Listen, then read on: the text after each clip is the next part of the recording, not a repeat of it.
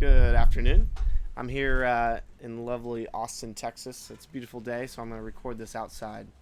I was listening to Steve Gibson's GRC Security Now episode 595, and that's what prompted me to make this video because in there he was comparing the multi-word password strategy, it's the kind of made famous by XKCD's horse battery staple. Versus just using random letters, uppercase, lowercase, numbers, and symbols. And Steve, great guy, great asset to the security community, extremely smart. But I think he misses what he said is actually completely accurate on his podcast, because he says for the absolute best way to create a password with the maximum entropy is to use random numbers, characters, and not use the word method. However, it's missing the most important aspect. We don't care about the password length. It's for a specific level of entropy. Let's say we need 24 bits of entropy. All we care about is not if we can achieve that 24 bits of entropy, but do it in a way that is more easily remembered, more easily written down or communicated. That is a better method. So let me back up here and just kind of go through a little bit on types of passwords. So first of all, in this day and age, really everyone needs to have a password manager for your websites and your day-to-day password needs. However, there's still, 99% of your passwords you should not be trying to remember or save. You should be relying on your password manager. LastPass, 1Password, KeyPassword, or KeyPass are all very good password managers. However, there still is the requirement for very good passwords on your high-value assets. And what are those high-value assets? Your email. Your email is extremely high value in terms of your online computer security. The password to your password manager. Your password manager can't help you remember the password to itself. So you need to have a password for your password manager. Or let's say Bitcoin. If you're using cryptocurrency where the password is essentially money itself, you need a high entropy password. So we still have this need. So if we're going to do a high security password, how do we do that? Well, let's take a look at the different methods. So I took a look at LastPass, and the way its password generator works is it uses about 8 symbols and then the full character set and numbers. That gives us 70 different characters that we're using. So for a given password length, let's say 6, we give 36 bits of entropy. Or if we go up to like a 12 character, or 8 is pretty common of what people are expected to remember. And that gives you 49 bits of entropy. Now let's say we want to use the multiple word method. Now you say, what is the multiple word method? Well, if you can go search for the XKCD comic, it kind of describes the idea. Now, one falsehood is, I'll say right now, if you're going to use the word method, the most important thing to not mess it up is you cannot pick the words yourself. Us humans cannot pick the words. We're biased, and we're going to use like the top 100 common words or top 1,000, which is going to make our passwords be able to be brute forced. So we need to use, number one, use a computer or random method to pick the words. And then after that, and the best way to do that is use a program not on the internet. Don't use a website. Use like a offline program, open source that's legit, or to use Diceware.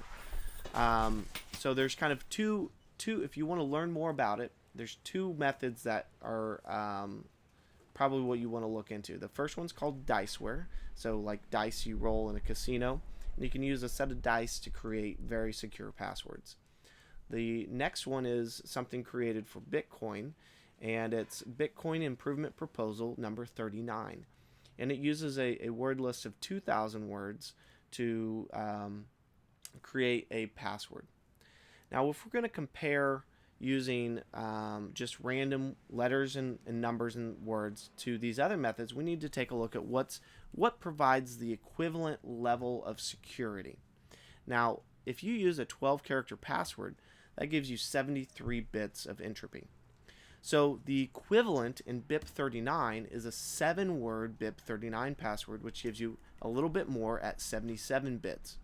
Or if you're using Diceware, it would actually be 6 Diceware words is equivalent to a 12-character password. Now, what does this mean? So it doesn't. When Steve said the length, he's absolutely right. But we don't care about the length.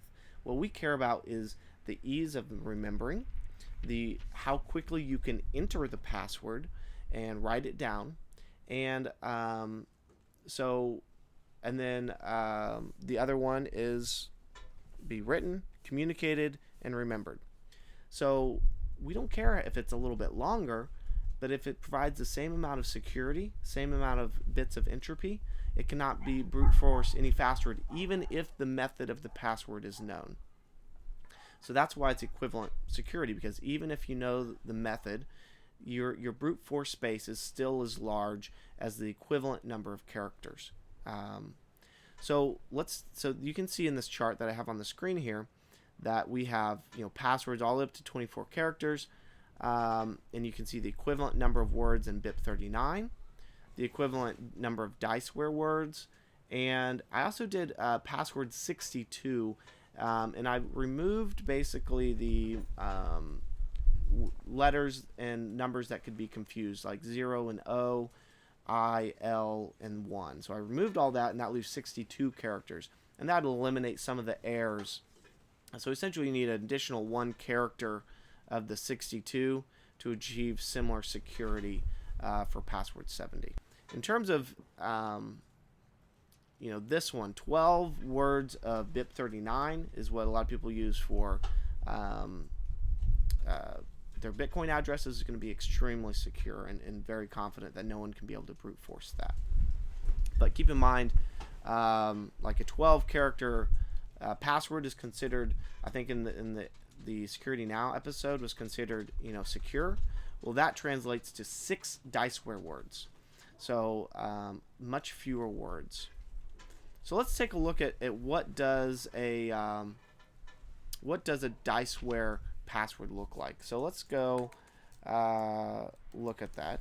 And I created a little script that lets me create some passwords. So this is a 5-word BIP39 password.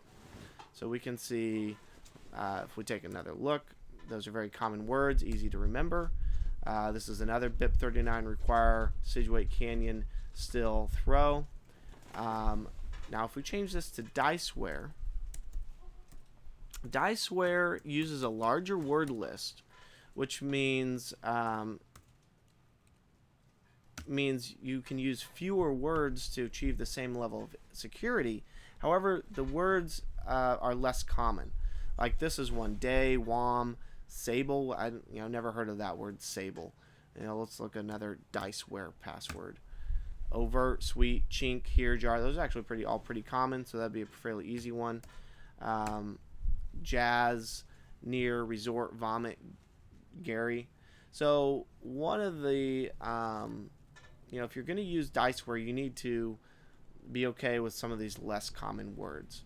So I'll tell you right now that my personal preference is BIP39 because it uses a 2,000 word list, and so almost every one of the words is going to be a little more common. Tiny, eye, estate, aerobic, banana. It's much easier to remember. So I wanted to take this one step further and get some data on how, I think that words are easier than just random letters and numbers, but I wanted to get some data to kind of back that up. So what I did is I used Mechanical Turk to generate 120 different password types, 60 of each: password 70, BIP 39, and diceware. Now I accidentally have a little error here. I called it BIP 38. That's the wrong one. But just ignore that. I corrected it later. So I created this. I used Mechanical Turk, and I resulted in 360 password entries from random people on the internet. I created an image of the password so they couldn't copy and paste it, and they had to transcribe the password. This is the results, and I have the amount of time it took each one to be entered, and then I went through and checked, is it correct, and I have the length. And if we scroll over, the entry for that particular password type has this much entropy because it's a 12 character password 70. And then I calculated this value called entropy per second. So this is the amount of entropy that took them to write using this password 70 method. So just to give you an idea, about 15 different users did all the work on Mechanical Turk. And each of these users, you can see, got a mixture of the different password types. Now, if we take a look at the results, we see that BIP 38 has an average entropy of 4.62 bits per second when that was entered. Diceware is actually the largest, 5.91 bits per second, and password 74 points. So it's really BIP 38 and the password 70 are about the same. So even though password 70 is a very short number of characters, they're all crazy and you got to be very careful. So it takes the same amount of time to enter that password as a BIP 38 password, even though it's much longer, but it's made out of very recognizable words. Diceware is actually, I think when you're just transcribing it, even though you see some odd words, they're still kind of pronounceable. So that actually, in terms of communicating or actually transcribing the password, Diceware really wins in this empirical test. Now, how well could you communicate these? I think I didn't do any testing on that, but I believe BIP 38 is going to win on communication because it uses more common words. And let's say errors. Now, if you look at BIP 38, 94% of the entries were correct of my Mechanical Turk testers, and Diceware 93% were correct, and password 70 only less than 90% of the attempts were correct. So now there was this common mistake in the BIP 38 and Diceware passwords where they did a double space in between words. So if we take that out, really Diceware got a 99% accuracy rate on this. And I'm going to link to all these Google Docs and all the data in the script that generates the passwords, and so you can take a look and maybe run your own. If there's anyone that wants to run more than 360 of these, they're free to use my work to do that. So now I will say that, to be fair, I didn't run a password 62 that removes the ambiguous characters. So some of the errors were because of ambiguous characters between a capital I and a lowercase l and a 1 and O and stuff. So this could be higher if we use password 62. However, on the flip side, you would have needed to type in an additional character so your bits, your entropy per second will go down, but probably your error rate will also improve as well. So there's communication, there's transcription, and remembering. Now, I got a helper to do a memory test, and we're going to do that now, and I'll show you the results. Okay, so we're going to try something here. We're going to try and see how hard it is to memorize these passwords. So what I'm going to do is I have my helper here, and she's going to have 20 seconds to try and memorize the password.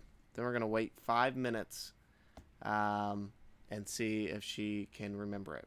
And I'm going to pay her $5 if she remembers it. So she's motivated to remember. Okay, are you ready? Yeah. Okay, it's going to come up here, so get ready and go. You got 20 seconds to memorize that. Lock it in there. Okay, we're back. It's not almost 5 minutes, but we'll go ahead and do it. All right, Jazz. Go ahead and say the password. The 6, obviously 6. X is like lowercase. DR is uppercase. Then 1. And then the P was, I think the P was like lowercase. And then the L was lowercase or uppercase. I had forgotten it. 6. That is so close that the first X is actually uppercase. Okay, but. Go. 20 seconds starting the next one. Okay. What is it? So it's like, it's day, it's D-A-Y, and WOM, it's like W-H-O-M. There's SAPL, that's S-A-P-L-E, and March. Yeah. What's the third word? March. No, that's the last word. So what's... The third word is SAPL. How do you spell that? S-A-P-L-E. Have you ever heard of that word before? No. Yeah, that's why. Okay. I wanted to give you money, but I can't because it's actually sable. Like a stable, but no T. I've never heard of the word stable either. All right, we've got one more. $10. Let's see. Can I say it? Yeah, say it. Skate, page, lay, trap, room. The only one she was able to remember correctly is BIP 38. And we can see that we are very close on Diceware. She got almost all of them right, but missed the one of the words that she wasn't familiar with. That wasn't a common word. I've never heard of the word before either. Now, password 70, she got so close. I was very impressed because that would have been very difficult for me to remember. But she got the case of one of them wrong. So really, if she was trying to enter that, she would have typed that in and was said wrong, and she probably would have known why. Now, one of the things is with Diceware and BIP 38, when you're talking about error rates and such, when you have a typo, almost when I was looking at all the Mechanical Turk entries, I could spot the typo in BIP 38 and Diceware most of the time without looking up what the correct answer was, because it's so obvious where the typo is when you're just reading English words. So that's also the advantage of BIP 38 or Diceware. If it's a typo, you can just look at it. Whereas if you have a typo in this, you can't look at it and just know what's wrong because it's random gibberish. So to recap, basically, I would love for Steve to revisit this topic and realize that length, we don't care how long the password is. We care about how easy it is to communicate, how easy it is to write it down, and how easy it is to remember. And I think in all three of those important categories, BIP 38 and Diceware, which are the, I'd say that the two methods to create words for passwords, far exceed the traditional password 70 method.